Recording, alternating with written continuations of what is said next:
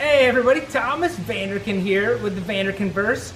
Back again, not an unboxing video today. It's the new Volkswagen 2022 Taos.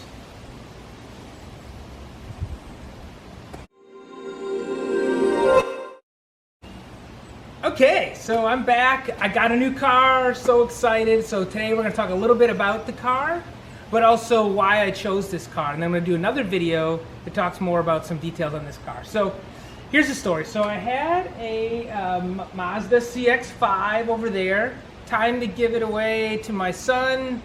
He's moving on in life, super proud of him. He's going to become a teacher. He's a math teacher, needed a car. So he gets the CX-5, which means I get to get a new car. So did a lot of comparison shopping. Which car should I get? I kind of like that size. I thought about the new Volkswagen Golf. Well, turns out there is no new Volkswagen Golf. They decided to drop that.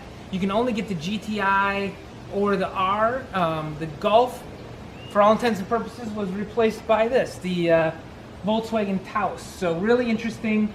The starting price for Taos is exactly to the dollar what the Volkswagen Golf was, $24,995 I think. So how did I choose this car? I thought about a couple other cars, maybe a used BMW X3 would have been about the same price range, or a new Tesla Model Y would have been a little bit more, maybe $40,000. So I kind of settled in on the Taos, and then which level of Taos do I get? I started, you can kind of, as I mentioned, kind of the $25,000 range for the S model.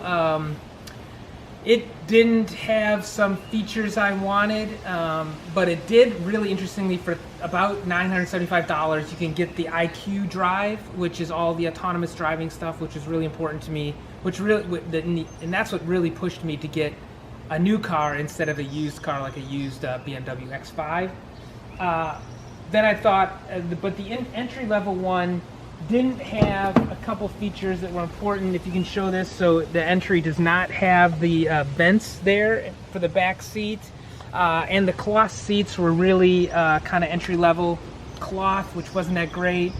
And then I thought about, well, I'll get the SE, which seemed fine. It's maybe $30,000. It came with a much better cloth on the seats, but it didn't have dual zone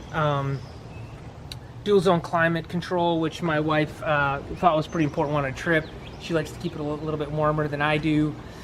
So then the SEL is basically top of the line, came with every feature, which is what I ended up getting for a few other reasons. Has this incredible sunroof. I don't know if you can capture that on the inside there. The size of that sunroof is gigantic.